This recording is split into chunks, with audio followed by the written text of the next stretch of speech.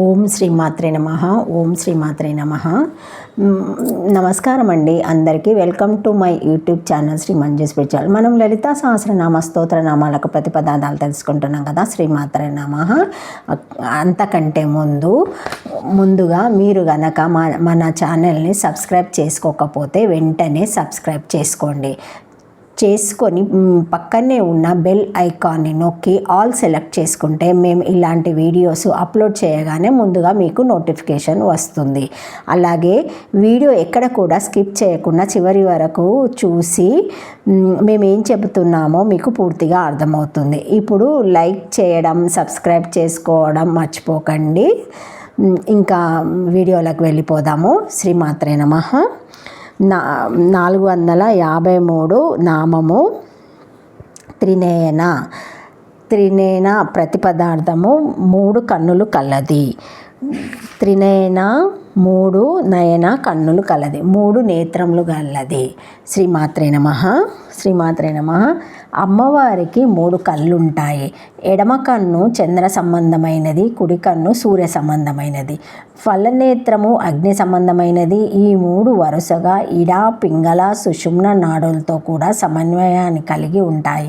అంతేకాదు చంద్రనేత్రము రాత్రికి పిండోత్పత్తికి, గర్భధారణకు, స్వీకరించే గుణానికి, అస్తిత్వానికి, పోషణకు, వర్తమాన కాలానికి సంబంధించినది.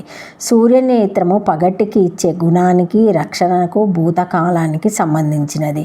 అగ్నినేత్రము సంధ్యాకాలానికి, వ్యాప్తిత్వానికి, భవిష్యత్ కాలానికి, సమన్వయానికి సంబంధించినది.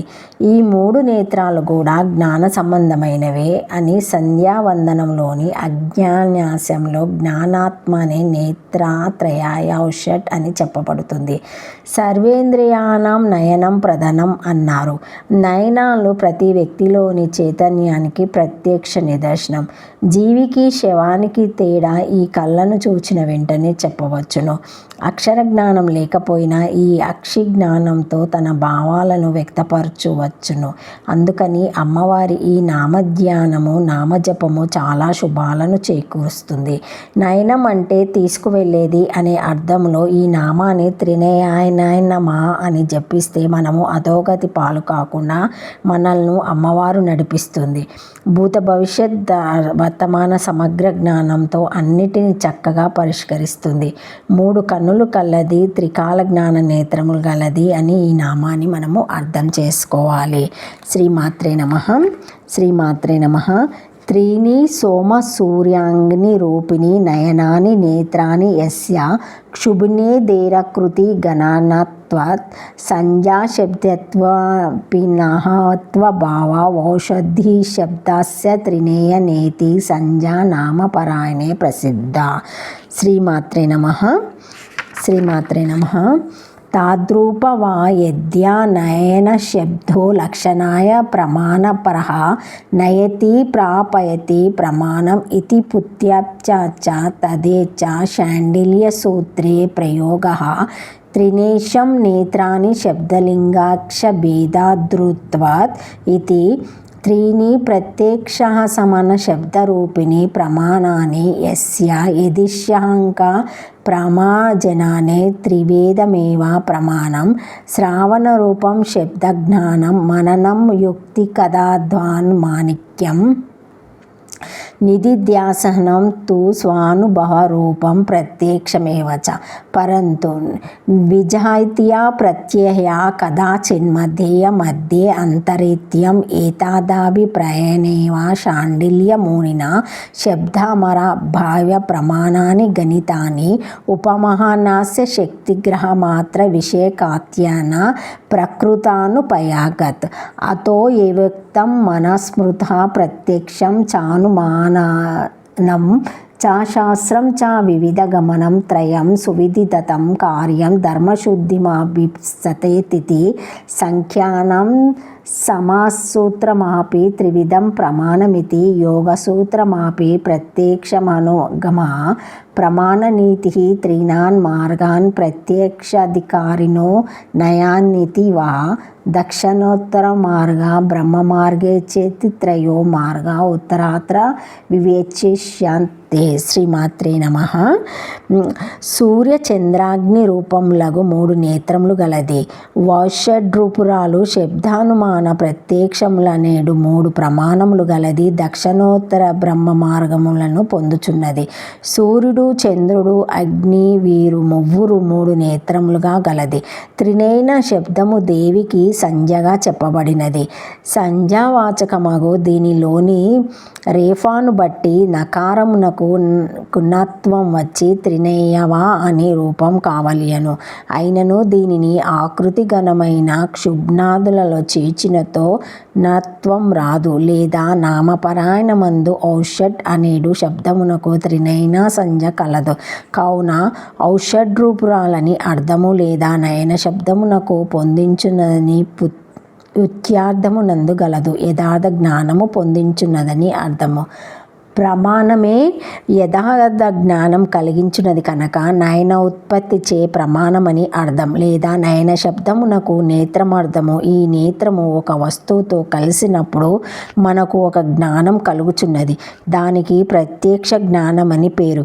దీనిని బట్టి కంటికి కనిపించిన వస్తువుని గ్రహించుటచే కలిగిన దానికి ప్రత్యక్ష జ్ఞానమని అర్థం వచ్చుచున్నది.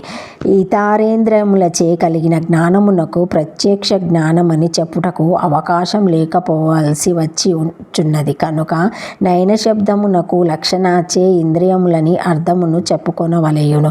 అయినను ప్రత్యక్షాది జ్ఞానములు కలుగుటచే నేత్రాంద్రియములు ప్రధాన సాధనములే కానీ ప్రత్యక్షాది ప్రమాణములు కావు.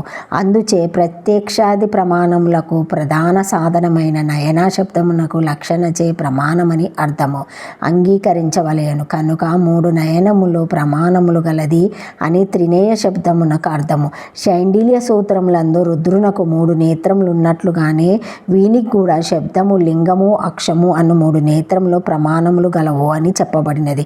అనగా అక్షమనగా ప్రత్యక్ష ప్రమాణము, లింగమనగా అనుమాన ప్రమాణము, శబ్దమనగా శబ్ద ప్రమాణము అని అర్థము. ఏ దేవి యథార్థ జ్ఞానమును కలిగించుటకు ఏ 3 ప్రమాణములు గలవో ఆ దేవి త్రినేయన అని చెప్పబడుచున్నది. దేవికి త్రినేయ నయన నామము కలిగినది. దేవిని బోధించు శబ్దములచే కలిగించుటకు ఏ 3 ప్రమాణములు గలవో ఆ దేవి త్రినేయన అని చెప్పబడుచున్నది. దేవికి త్రినేయ నామము కలిగినది. దేవిని బోధించే శబ్దములచే కలిగిన జ్ఞానమునకు శబ్ద జ్ఞానమని పేరు. ఆ శబ్దములకు అర్థమును యుక్తిచే నిర్ణయించుట మననమగును. దానికే అనుమాన ప్రమాణమని పేరు. నిధిధ్యాస సమానామ భావ రూపం అయినది కావున దీనికి ప్రత్యక్ష ప్రమాణమని పేరు. కానీ ప్రత్యక్ష ప్రమాణములో లక్ష్య జ్ఞానము ఇతర జ్ఞానములచే మధ్య చెదరగొట్టబడుచుండును. కానీ తైలాధారంగా నిధిధ్యాసమందువలే జ్ఞానము నిలబడదు. అందుచే నిధిధ్యాసనము ప్రత్యక్ష ప్రమాణము రెండును అనుభవ రూప లక్షణంచే ఏకమైనను తారతమ్యమగలదని భావము. శ్రావణ మానన నిధిధ్యాసనములను తెలుపదలుచుకొనియే ఈ అర్థములు గల శబ్దలింగాక్షరములని ప్రమాణములను ఈ క్రమములో చూపించు ప్రమాణములో ఉపమానము అనున్నది 4వ ప్రమాణం గలదు. శబ్దశక్తి దేనిని బోధించునో ఆ విషయంని ఉపమాన ప్రమాణం కూడా బోధించును.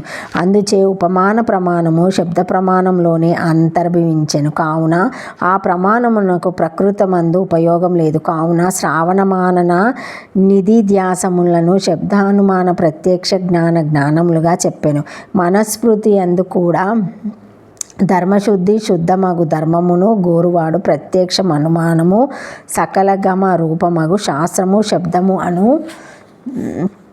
3 ప్రమాణముల చేతను యథార్థమగు ధర్మము తెలియనది. వీనిని నిర్ణయించకపోయినచో ధర్మము చెడిపోవును. అధర్మముగునని భావము సంఖ్యులు కూడా ప్రమాణములు 3 విధములని సంగ్రహంగా చెప్పి ఉన్నారు. యోగ సూత్రములలో కూడా ప్రత్యక్షము, అనుమానము, ఆగమము, శబ్దము అనునని ప్రమాణములని చెప్పెను. లేదా 3 మార్గములను నయన పొందుచున్నది. ఈ స్థూలమును విడిచి జీవుడు పోవునప్పుడు దక్షిణ మార్గము, ఉత్తర మార్గము, బ్రహ్మ మార్గమని 3 మార్గములు గలవు. వీనిని గురించి విపులముగా ముందు చెప్పుకుందాము. జీవులకు అధికారమును బట్టి ఏ మార్గమున పోవుటకు అర్హత కలవానికి ఆయా మార్గమును పొందుచున్నది. దేవి పురాణంలో దక్షిణ మార్గము, ఉత్తర మార్గము, బ్రహ్మ మార్గమని 3 మార్గములు గలవు. ఈ మూడింటిని పొందించుచున్నది కనుక ఈమెకు త్రినేన అను నామం కలిగినది అని చెప్పబడినది. వారి వారి అర్హతను బట్టి పొందుచున్నని భావము. 4 అక్షరముల వారి అర్హతను బట్టి పొందుచున్నని భావము. 4 అక్షరముల నామము. Thank you for watching my video. Please like, share, comment, subscribe to my channel. మరిన్ని వీడియోస్తో మళ్ళీ కలుస్తానండి. ఈ వీడియో మొదటిసారి ఎవరైనా చూసి ఉంటే తప్పకుండా లైక్ చేసి సబ్స్క్రైబ్ చేసుకోండి. మర్చిపోకండి లైక్ చేయడం కానీ సబ్స్క్రైబ్ చేయడం కానీ. ఏమైనా కామెంట్స్ ఉంటే పెట్టగలరు. మరిన్ని వీడియోస్తో మళ్ళీ కలుస్తానండి. Thank you.